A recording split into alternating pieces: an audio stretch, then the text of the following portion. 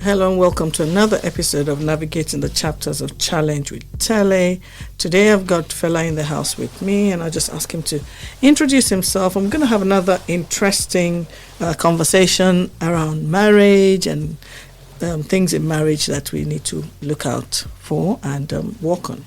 Okay, so Fela, introduce yourself again. Say hello to the audience and we'll take it from there.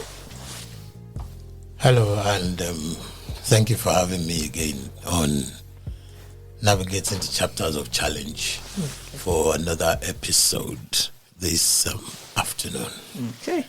Thank you for coming back. You always come back, so we're grateful that you always come back when we ask you. So thank you so much. So today we're going to discuss an interesting topic.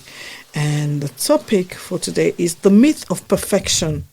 So embracing imperfection in marriage and unresolved conflicts and the impact of conflict on marriage. So it's a bit of a long-winded one, but yeah, we're trusting the Holy Ghost to help us and guide us through this one. Yeah. So my first question to you, do we need to be perfect in marriage? Do we need to be perfect? We're all a work in progress. Okay. So anyone looking for perfection in someone is not realistic. I think for me, we just need to look at different areas, because when we're talking about the issue of imperfection and people looking for perfection, sometimes it's not so much about perfection. It's just I think sometimes it's about some element of continuity, not wanting to take 3 steps forward and 2 steps back. Everyone, we all know, except someone who wants to deceive themselves, everyone is fallible. Okay. And we know you don't always get it right. Yeah. So first thing is admitting that we can't always get it right. Okay. But that people have different levels of OCD. Yeah. And I think when you get to the level of OCD in an area, that's where the conflict actually comes in. But I would always say when people have areas that they don't resolve, it's one, you have to understand both parties have to understand where either party is coming from. Okay. Because it's until when you understand where each party is coming from, then you both can arrive at a solution, or you can both work in the same direction. You may not do things exactly the same way, but you're working in the same direction. Each party would understand from the other person's perspective why things are done in a particular way. So, yes, that's what I think about the issue of perfection. There are some people that have excessive OCDs, and that can drive some other person up the wall. But if you're dealing with just the average, let me use the phrase Joe, in marriage, it's about understanding that in marriage, it's 2 people coming together with several differences and ideas about life and upbringing and social influences coming together, trying to work out how to move in the same direction with as little friction as possible. Okay, so why are people looking for a perfect marriage, and can there actually ever be a perfect marriage? Perfect marriage, looking at it from the biblical perspective, it says we're looking unto Jesus, the author and finisher. And Bible encourages us to be perfect, even as our Lord Jesus was perfect. But we know we can't achieve perfection on this side of the aisle. You will always err once in a while. Yeah. So perfection in marriage, I think it's an ideal. Okay. It's to me, I would call it a utopia. Okay. It's not about perfection. It's about making things work for you in your own relationship. Yeah. And I think that's what is fundamental. Okay. So you've not answered my question. Is there a perfect marriage? Can there be a perfect marriage? That's the second half of my question. Yeah. Can there be a perfect marriage? When you say perfect marriage, you're kind of putting it on a kind of either pedestal or giving it a scorecard. Okay. And I think every relationship will actually be the ones that would say they decide what is good for them. There are things that are fundamental in every relationship. Mutual respect for one another, having the fear of God, doing things, to protect one another, loving your neighbor as yourself. Once you tick those boxes, most other things will fall in line. I mean, it just depends on what anybody says. When you say you're looking for a perfect marriage, what's a perfect marriage? That's the first question. What is a perfect marriage? Are we talking about a marriage where people do not argue? Mm-hmm. Now, for some people, that's the perfect marriage. But sometimes when you look at, there's a difference between disagreeing and arguing. Mm-hmm. We can have different viewpoints. Mm-hmm. We can disagree on a position, but that does not necessarily have to lead to an unresolvable conflict. It doesn't have to lead us to a point of irreconcilable differences. Yeah. So the idea of a perfect marriage, it's a work in progress. It's a continuum. What issues and things we dealt with in year 1 or year 2, in year 10, we should have grown and learned how to manage those things. Yeah. And many of them should even no longer become issues for us. Yeah. By the time you're going to year 15, year 20, you're dealing with different scenarios. Yeah. So the issue of a perfect marriage, when people say, we don't argue. Yes, you may not argue, but does that necessarily make it a very healthy relationship? Mm-hmm. Because when you say you don't argue, does that mean one person's viewpoint, the other party always agrees with it? For me, that's going to be stale. Because you're talking about not having disagreements. Exactly. Yeah. I mean, you can disagree. There's nothing wrong in disagreeing. Yeah. I mean, the Bible itself says, be angry, but don't sin. Yeah. So there is room where things may get to a head, but you know how to manage it. You know where to stop it. That this is getting to a place where no, it shouldn't be. Yeah. And that's what it's all about. Yeah. Managing every situation the best way for yourself. Managing every situation the best way for yourself.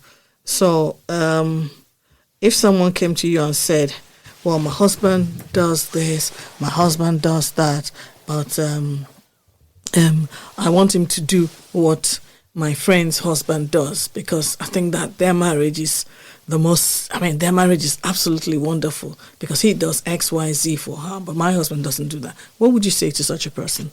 First thing is that the person whoever is coming from male or female, first thing is you've started on the wrong premise by making comparisons. Yeah. Because what you see on the outside is not necessarily a reflection of what it's not a complete picture.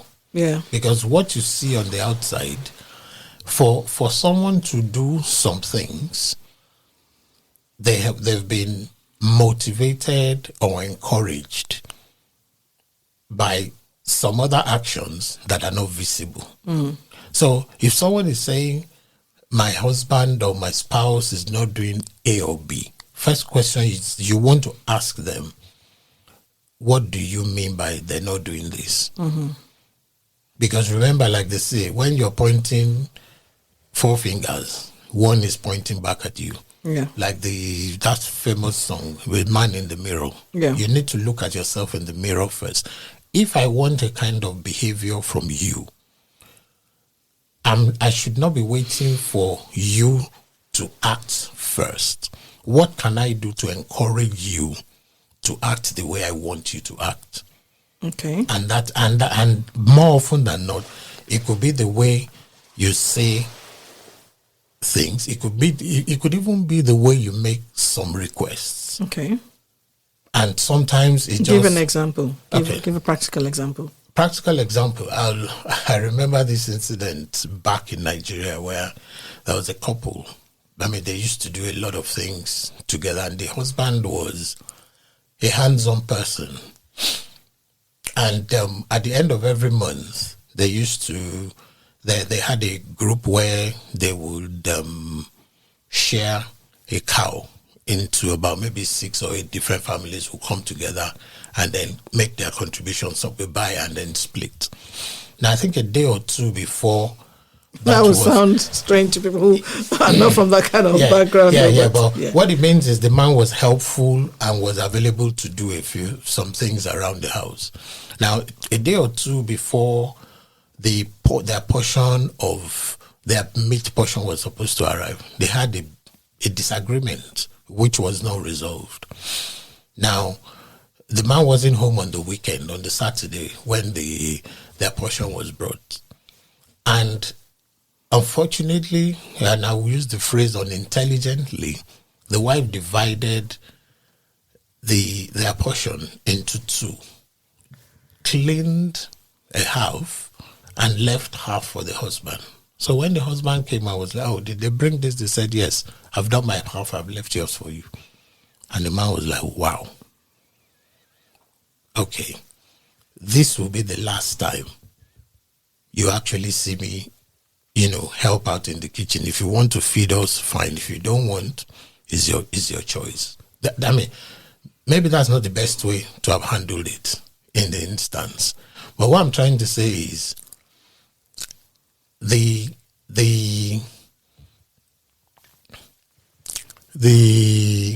what's the word? We have to be thoughtful about the kind of requests and the kind of comments or actions and reactions that we make. I saw a clip that someone sent yesterday, and it was talking about emotional, I can't remember the phrase. But all it was a man was on his way to work, and he had his wristwatch in the shower while brushing his teeth. Now his wife walked in, and in her whatever, she just thought, look, she didn't want water to spill onto the wristwatch, so she moved it, placed it on the table in the dining room. The husband wasn't aware. Now their young child, while trying to get ready, bumped the wristwatch. It fell and broke. It was at that point that the man realized what had happened. He yelled and screamed and, cursed. His wife and his son were this and that, and now they've done this, they've done that. Now, because he didn't calm down, he stormed out of the house. Yeah. Halfway on his way out to work, he realized there was a presentation he needed to have put in his briefcase for a client. Yeah. So he realized that I left it in the house. He tried calling, but he couldn't get his wife. So he went back to the house. Unfortunately, the wife had left the house and locked, and he didn't have his own keys. So by the time the wife finally got back, and he was able to get his presentation, by the time he got back to the office, the client had left. Okay. Now his boss scolded him and said to him, this was a big client, a big opportunity you have missed. This year's bonus, you're not going to get it. Now, what happened in that instance was, what was the cost of the wristwatch that broke? Mm-hmm. And what did it cost everybody, not just him? On the way back from while the wife was trying to get back home in time, she tripped, hurt her ankle. She ended up in hospital. The son, because the father had, used some terms, whatever, he had a test in school that day and he performed poorly. The head teacher had to call the man in. And, everything just snowballed from one small incident that, if properly managed, would not. So he was talking about weighing things before reacting. Yeah. Rather than just react on the spur of the moment, you shouldn't react. Yes, a wristwatch broke. It could easily have been fixed. Yeah. And the wife did not do it with the intention of wanting her husband's wristwatch to work. She did it with the intention of protecting the man. Yeah. But for whatever reason, it was not properly handled. So this is saying when we need to look at the bigger picture before we react in many instances, because a phrase "I'm sorry" could stop so many arguments. But each person's ego, not wanting to concede, no, I'm not agreeing. It's not my fault. Yeah. It just lets things snowball and gather momentum, and by the time people actually realize it becomes so difficult that you can't actually even untangle where the problem actually started from. And by the time you actually look at it, it's something that sorry may just have solved the entire problem. Okay. So I'm still going back to this perfect and imperfect marriage thing. Do you think that where spouses are looking for perfection in their marriage, that's not the way to put it. Spouses are looking for perfection in their spouse. In their spouse, yeah, that's the word. Do you think that could be some form of control? Could it be down to some form of control? Somebody wanting to control the other, wanting the person to do stuff exactly the way they want to do it or the way they believe it should be done. Would you think that's some kind of control? It could be, if the person requesting it is not flexible. Okay. However, that's why you have to evaluate things. If I say, look, like the phrase, there are many ways you can kill a cat. Yeah. However, skin a cat. You can skin a cat, but there are some ways that you probably you'll come out wounded if you do things in a different way. So you can there are many roads that lead somewhere, but some roads will save you time, will save you effort, and will save you money, would save you stress. But sometimes we're just so rigid in our ways, because if every time I make a suggestion to you that why don't you do things like this, the first thing that comes to your mind is he's trying to control me. You will be resistant, okay, even if it's beneficial to you. Yeah.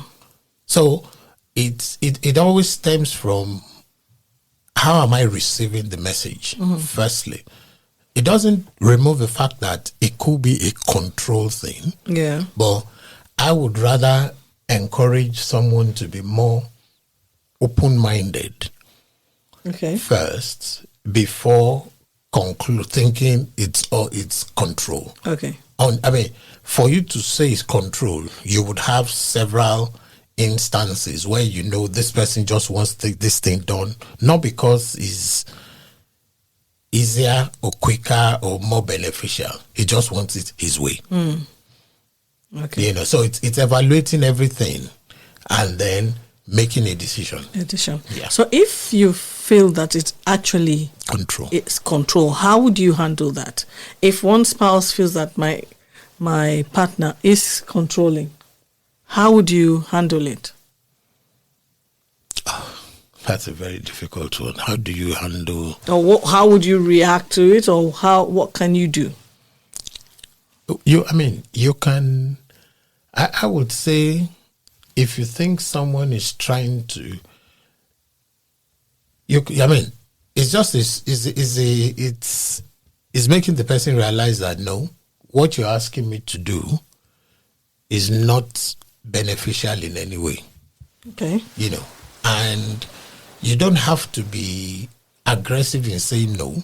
Yeah. Just say no in a gentle way and making the person see why you don't think that's the best approach in the circumstance. You don't have to be angry about it. Yeah. It's just a subtle, no, I don't think so.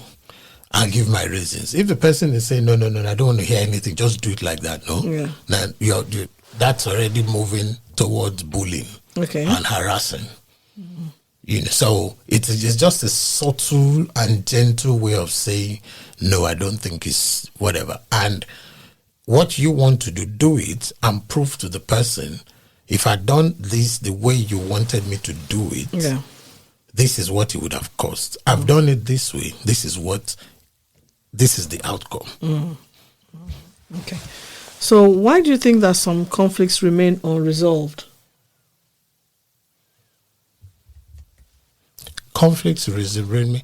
It's about sometimes people just don't want to confront issues. Okay. Because sometimes people just think, look, you know what? It's too much. It's too difficult. I don't want. Let me use the phrase. I don't want a fight. Yeah. But that you not accepting. You don't have to fight to challenge a position. Mm-hmm. You don't have to be confrontational to challenge a position. Mm-hmm.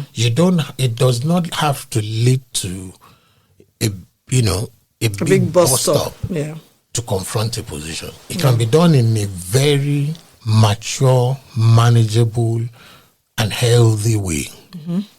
But if you ask me to say something and my response to you, let's say you use volume 1 to make a request, and I think what you're asking me is wrong. If I raise my voice to volume 2, you won't hear me, because now you're like, why is he raised his voice? Yeah. And then straight away, your back is up. Yes. And your response, if you're not someone very well controlled, you take it a notch up, 2.5, and then 3. That's how it starts to build up. And then that's how it begins to build. Yeah. So it's about responding in many situations and not reacting. Mm. Because when you're responding, you're coming with equal. In fact, sometimes your response is actually even lower, because if someone is making a request of you or challenging a position and they've raised their voice, what you want to do to diffuse the situation is to lower your voice. But that does not mean you will not make your point. Yeah. In fact, sometimes it could be necessary not to say anything at that time. Yeah. When you can feel the pulse and this is tense. Yeah. So you diffuse the situation by just being quiet. Yeah. And if your pulse is saying, well, you are not saying, no, we can talk about this later when you have calmed down. Saying when you have calmed down might cause a problem. If you're saying to somebody, we can talk about this later when you have calmed down, it might cause more problems. No, yes, but it depends on how I say it. Okay. If my tone is as high as yours, I'll still see it as confrontational. If I say it in a very subtle way, with no expression of anger, with no expression, with my face not changing, trying to force myself not to say the wrong things, then you probably would listen. And if it means just getting up and moving away from that place, just to diffuse, everybody would know what works for them just to diffuse a situation, because it's always the earlier one diffuses a situation, the easier. It's like a fire. Yeah. before it starts to grow, put it out. Yeah. The moment it starts to grow, it becomes difficult to control. But what if it's like, most women, when you ask them, is something wrong? They say, no, I'm fine. I'm fine. How do you deal with such situations? Because sometimes we women do get into a point where we're like, you know what? I've told this man so many times, he's not hearing what I'm saying. So there's no point in me talking. How do you get around that kind of situation? How do you help the women to say what they need to say? And how do the men have to, how should the men be reacting to such situations? What do you think? I think first thing is, if we look at the physiological composition of a man and a woman, Yeah. women are an embodiment of emotions. Yeah. Men are mostly rational. Yeah. So if a woman Are you says saying to women you- are not rational? No. I said that's why I used the phrase mostly. Mostly, okay. Just teasing. You know, when you say to me, I mean, I can see you're physically, your expression, or maybe you're quieter than usual, or I can see on your face it looks like you're some kind of strain, and I say, what's wrong? I say, I'm fine. Okay, I will take you for what you said. But many times women will come back, yes, I said I'm fine. You didn't probe for that. And the man is like, how can I win? I asked the question, simple, straight. But you can see I'm not fine, so you should ask me what's wrong. And I've asked you what's wrong, and you said you're fine. I've asked the second time, you said you're fine. What am I supposed to do? Keep asking. Oh. I see that's the issue. Some men will probably ask 2 more times. Yeah. And they're like, when she's ready, she will come down. And that might just, that might just diffuse, or the man himself. And this is what people forget. Everybody is in a mental state of health at every point in time. Now, that mental state can be very healthy or not healthy. Yeah. So, someone asking, you're asking your spouse, what's wrong? It already presupposes I've left what are my own concerns. I'm trying to, reach out to this person to find out what's going on. But many times when people want things done in a particular way, they forget everything else. And they just focus on this singular, like you say, I want this man to do something. Focus on one singular thing. Whereas the man is probably thinking, look, be that as, this issue you're focusing on, but you're forgetting that this is tied to B and C and D. So dealing with what you call A can be, but it's easier done when we've dealt with the other 3. By the time we've dealt with this other 2, this one gets resolved. Okay. You confused me towards the end there, but... no. Okay, let me try and think of a practical example. Yeah.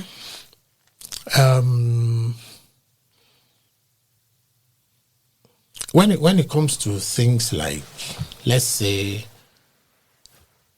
money, just as an example, someone wants to spend on the spur of the moment. Yeah. Another person is thinking, yes, I can see why you want to spend, but I'm thinking 3 weeks ahead. Yeah. This expense now might create a challenge in 3 weeks' time. So can we suspend this? Yeah. At that time, that person who wants that thing done at that time is not thinking 3 weeks ahead. Possibly because in the structure of how they run their home, that party is not often responsible for doing the long-term thinking. So he or she is saying, to them, at that time, that's a desire that has not been met. Whereas this other person is thinking, yes, this desire may not be met, but in the grand scheme of things, if you're putting things on a scale of what is more important, I mean, like the square, urgent, important, urgent, not important, important, not urgent, not important, not urgent. If you put things like that, sometimes people are like, oh, come on, you're trying to run a home like a business. It's a business. We need to, and I think that's one of the things that I find, we need to bring quite a number of things we use at work or in our businesses. We need to bring some of them into the way we run our own homes. Not rigidly, but there are some little principles here and there that would help to smoothen things out and, take many arguments out of the window. Yeah. There was something like popped in my mind when you were talking just now. I remember the story I was listening to, I think it was earlier on today, of a couple newly wed, and this was in America, and they'd gone up to the mountains for their honeymoon, and they were trying to set up a tent, and it was raining heavily, and they got into this argument, and the woman, I think the woman said her husband asked her if she was fine, and she was like, yeah, I'm fine. And then, but what she wanted from him, he wasn't doing it, so she got angry. She stormed off in the storm and just walked off. And in her mind, she was thinking he will come after her. And in his mind, he was thinking, when she's ready, she will come down, come back. So he continued with the tent, building the tent. And when she went for like about 20 minutes, she turned back and came back to him. And then he was like, okay, you're back. And he was like, you didn't come after me. You didn't come after me. So I just thought I'd drop that in somewhere there. But at the end of the day, when she came back, they both apologized to one another and they talked it over and they sorted it out. But do you think that there's some conflicts that cannot be resolved? Do you think there could ever be conflicts that cannot be resolved? I don't think there is any conflict that cannot be resolved. Okay. Why? It will depend on, put it this way, how strongly am I holding on to my position that I'm not ready to shift? Yeah. When you hear people say irreconcilable differences, it means both parties have pitched their tent in particular areas and neither is willing to shift their grounds for whatever reasons. Could it be mindset? They have two different mindsets. It could be one person feeling, if I shift, then I've been cheated, and one party feeling, I'm the man. No, I cannot change my position, or for whatever reason. Irreconcilable differences are all because both parties are refusing to shift. Yeah. And they're seeing their positions as justified. At that point, there's nothing anybody can do. But can they not both be right? Can they not both be right? It's really not possible. For both of them to be right? Personally, I don't think both of them. When you say they're right, they might be right in their own views. And the reason why they're taking those hardline positions is because from their perspective, they're justified to stand their ground.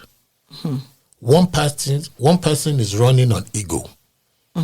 You would always find that one person feels their ego will be bruised if they let go. And that's why they're not because they are justified, not because they are right. So you believe that every conflict can be resolved? Every conflict, provided both parties want it resolved. Okay. So what are the key ways of resolving conflicts that you can talk about? Are there any tips you can give to resolve conflict? First thing is resolve it at the earliest possible time. Yeah. The longer it lingers, the more difficult it becomes. Yeah. The longer it's like I mean, there's this favorite part of the world where I come, proverb. If you take 3 broomsticks, even up to 5, to break them, very easy, one snap. But take a whole bunch, and it's almost impossible for you to just bend, and one will break. Yeah. And that's how conflict is. If you take them one by one, you could snap them and break them and resolve. In every relationship, there will always be, we will rub off one another the odd way, now and again. Yeah. More often than not, subconsciously. Yeah. But the moment I'm aware that I have wronged you, or you don't, what I've done, I must be willing to apologize. And that's where the issue is. Some people find it very difficult to say they are sorry. And if the word sorry is not in your dictionary, it's a matter of time. It's a matter of time. So when do you think it becomes time for the couple to seek outside help if they have a conflict that they're finding difficult to resolve?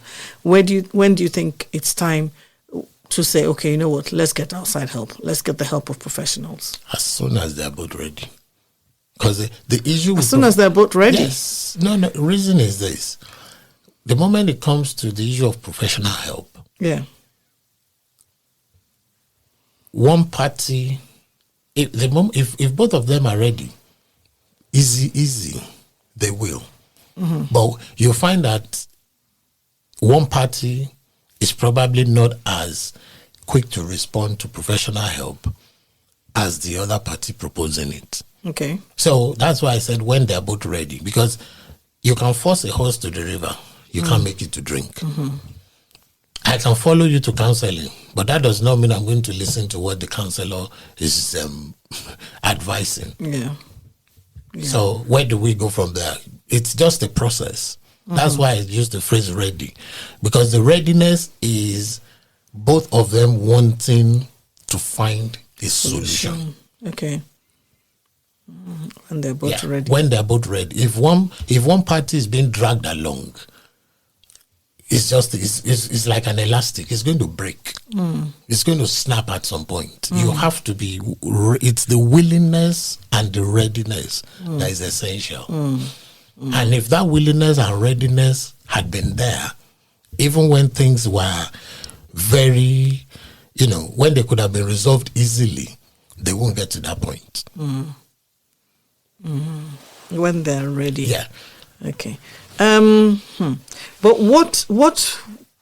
at what point, as in, if there's something going on in the marriage, at what point will you say, you know what, we need to think, or would you start that conversation, or should the couple start that conversation of maybe before they even get to the stage of being ready? At what point should they start the conversation about going to see somebody else? What in the marriage, what kind of things could be happening in the marriage that would be a trigger for them to say, okay, we need to start this conversation about going to seek extra help or additional help? One, you find that by the time people need professional help, the communication has, I don't want to use the phrase, I don't want to say broken down. Yeah. They're still communicating, but information is not passed across. Okay. Or what is not being received. Because you'll always find that every time there's a conflict and it's unresolved, it's because either what I'm saying, you're not hearing me. Because, when you look at when the Bible says faith comes by hearing, and hearing by the word of God. Yeah. You have to hear what I'm saying.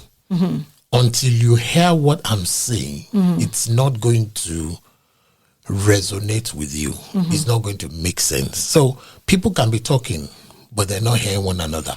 Okay. So it's at that point you start. Exactly. But again, if someone is not hearing you in things that are not too difficult. When you say to them, we need professional help, until they come to that place where they think, you know what, this calls for. If they don't believe in it, if they don't think it's necessary, they won't go. Okay. They won't even accept that is required. Okay. Even within Christian marriages, you ask them, oh, look, you maybe the man or the woman, one party speaks to, maybe their pastor, a counselor, and the person they've spoken to says, okay, let's schedule an appointment and find out when both of you are available, and let me slot it in my diary and we meet. And then the other one party goes to the other, look, I've gone to see a XYZ. When are you available that we can both go? And the response you get is, I'm not available. So what would you do in that kind of scenario? What can you do? The best you can do is just pray that they would come around. Yes, that things will, their eyes will become enlightened. They will see the damage the situation is causing to their relationship. And as long as they want to save it, because you see, we're all going on different assumptions. You're asking someone to go for counseling. That's on the backdrop that they really, really want to save the marriage. Yeah. What if they don't? What if they don't want to save the marriage? Okay. If they don't want to save the marriage, it takes two to tango. It does. Except two people agree. They can't do anything. Yeah. Everything is based on agreement, is based on communication. That's why I said it's based on both parties hearing what the other party is saying. Yeah. So could the imperfections that we worry about, that are causing all this conflict that we find in marriages, could it be about something deeper? Yeah, it could be about several things deeper. One, when two people meet, everybody comes with their baggage. Yeah. Now, each party may have several unresolved issues. I've had stories of people getting married because they wanted, men getting married because they wanted their wives to be their mother and their wife. You cannot play. You can't have your mother and you your cannot wife put that responsibility on someone without actually making that person aware. That's the role you want them to play in your life before you actually get married. Yeah. So that's where. So they had their own unresolved issues coming into the relationship. The expectations that their wives has to be their mom because they never had a mother growing up, their wife, and when the woman comes in, the weight is too much. Yeah. She probably won't even realize it until several years down the line. Yeah. And it's like, I can't meet this. Yeah. And it can work both ways too. Exactly. It can work both ways. It could be the woman looking for a husband and a father. Yeah. And the expectations are too high. Yeah. So that's where, because we all carry different baggages, and how many people will actually say, okay, look, I've met someone I want to marry. Let's sit down. Let me tell you all that has happened in my life. You can't tell all. Exactly. You can't tell all. So it's people have to have, there has to be managed expectations. Everybody has to know the role each party is able to play in the relationship before going into it. What I want someone to do for me is different from what they are able to do for me. And I should not put a weight on them they are not able to carry.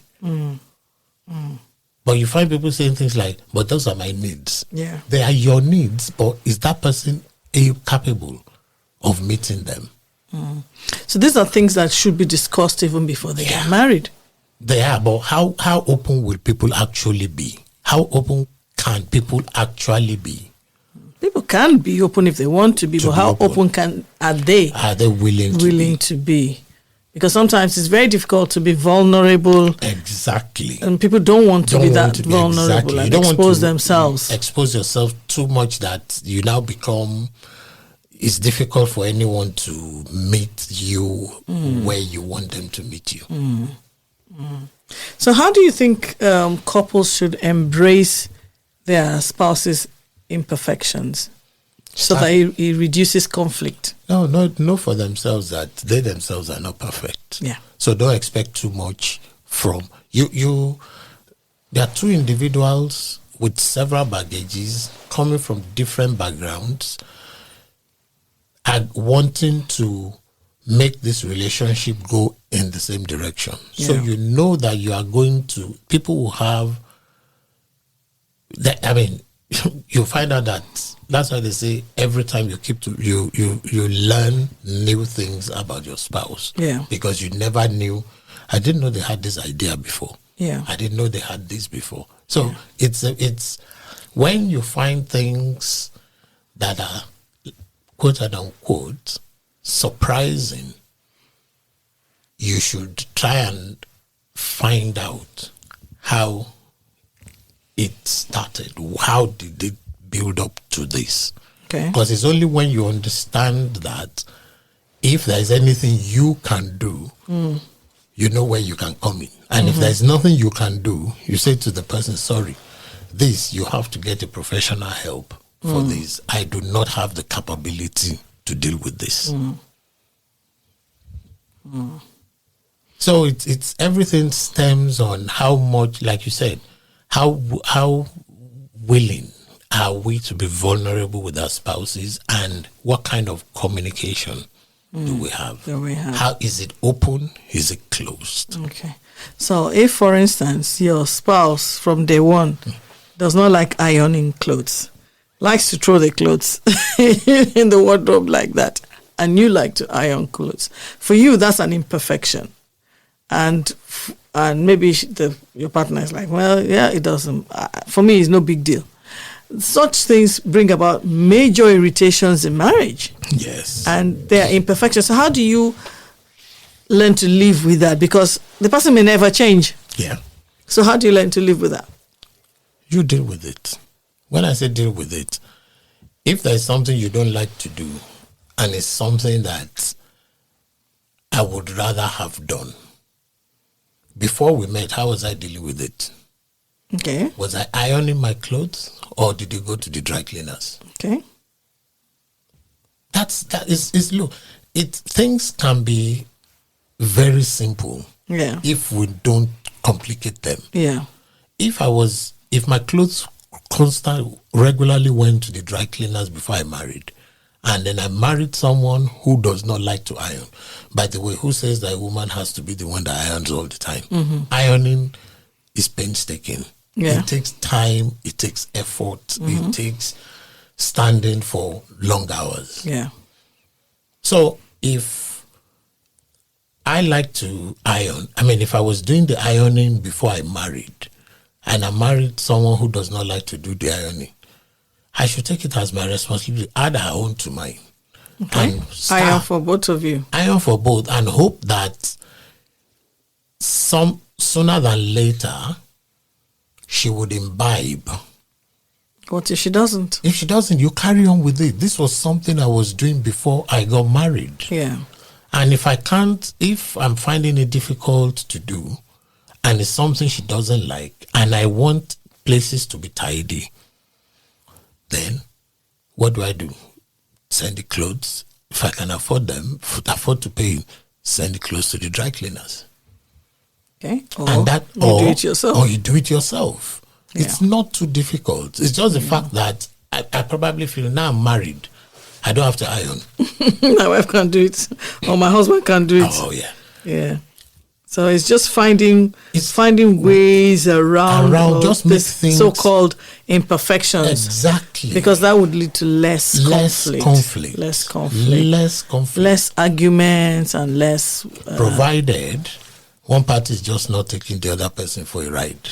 Because that's where some conflicts will always arise where someone feels, now I think I'm being taken for granted.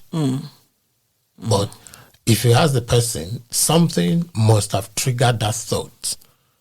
Because if I did it 2 years ago and 3 years ago, and now I think I'm being taken for granted, something has triggered that mental process.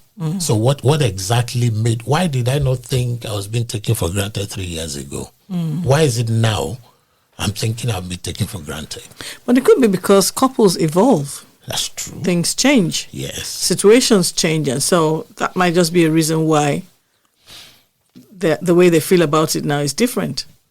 So, yeah, that's what I'm saying. Once you can identify what has caused the change in behavior, you know where the problem lies. Yeah. That's the point where you now need to go to and deal with this so it does not continue to be a friction. Wow. We've come I never know where the time goes when we start these conversations, but we have come to the end of another very interesting topic. It's something that we could go on and on about for a long time. But as always, I like to end this podcast on a note of hope. So what would you like to say to people out there, couples who are battling with their own with so-called imperfections in their marriage, which is leading to so much conflict? What would you like to say to them to just encourage them and give them hope? It's about resolving issues as quickly as possible. Don't get hung up on too many things. Take things as lightly, not or flippantly. Exactly.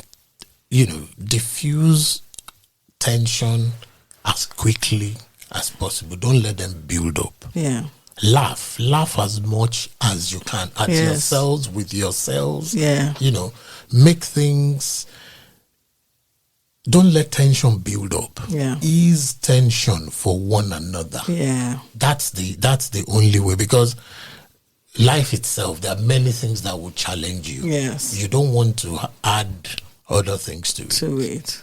And if I notice that you're not in a mood, whatever, I can give you space. Yeah. That's another thing. Couples need to learn to give one another some space. I think that's something that we need to talk about one of these days. Yeah, give another one space. Yes. Space. Yes. Yes. Not that you're going distance, but don't choke one another. Yeah. Yeah. Give them space to be themselves and just be themselves, to breathe. Yeah, to breathe. Yeah. Wow. Oh, thank you so much for coming on another episode of Navigating the Chapters of Challenge. I'm sure you'll be back again sometime soon. Thank you for having me. Thank you so much, and have a great day. And we just want to say thank you to everyone for listening in again today. If you've listened and you've enjoyed this, please support the show as much as you can. Please share the link for the podcast to as many people as possible. Help us promote Navigating the Chapters of Challenge. And if you can support us financially too, that would be great. You can just click on the support the show button that is on wherever you're watching or listening to this podcast from. And support us. We would be grateful. So take care. God bless. See you some other time. Well, see you. Not see you, but hopefully you'll be with us again sometime soon. Take care. God bless. And bye-bye.